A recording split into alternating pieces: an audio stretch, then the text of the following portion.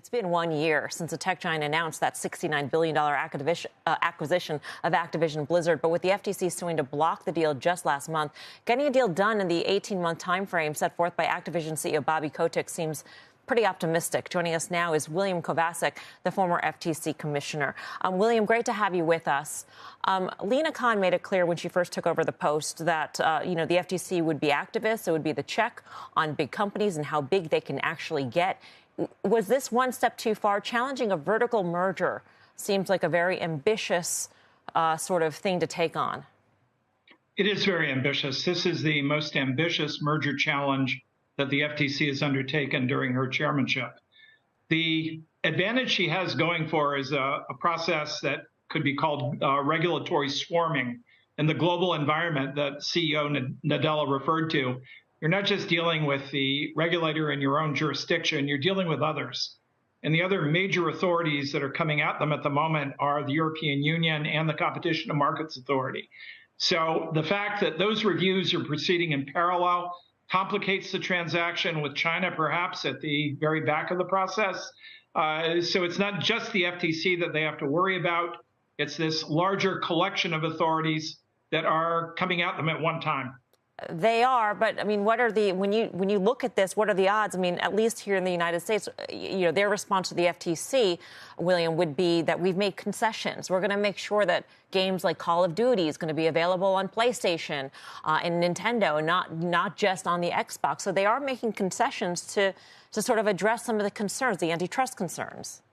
I would say if the FTC was the only institution they were dealing with, they could have confidence that they'd prevail, that they'd be able to go ahead and close the deal on the timetable that they have. The FTC hasn't gone into federal court. They're using their own administrative process.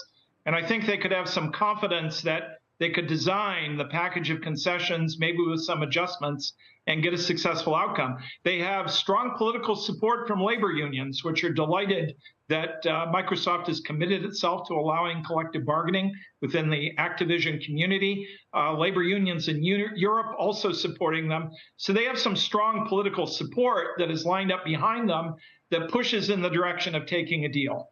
Yeah, and in fact, at that point, the Communication Workers of America, the labor union that's been behind a lot of these unionization efforts we've seen across technology, they put out a one-page ad in the Washington Post, I believe it was last week, with Microsoft saying, let this deal happen. We think this is great. Because Microsoft preemptively, over about a year, or a little after, or less than a year ago after they announced this deal, they came out and said, we're open to unionization. We understand this is a concern of the FTC. We're going to let it happen. In fact, they put their money where their mouth is, and they let ZeniMax employees, which is another video game studio they own, they let them, with no contest or no argument, let them unionize. So they are doing what they said they do and trying to get ahead and alleviate these concerns ahead of time. So it's interesting to know. One other thing about the FTC case, though, is they're trying to narrowly define this video gaming market to the high end versus the low end, which this merger is way more complicated than that. High end meaning consoles that cost, several $100 versus the low end mobile, or they lump Nintendo in there. Now, Nintendo would say we're in the console business with them, too. So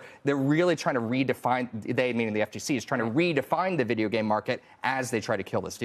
Yeah, this is very activist, William, and I'm wondering, if this I would imagine would have long-lasting impact because you're really sort of testing the bounds of antitrust law and sort of trying to rework it through case precedent in the courts.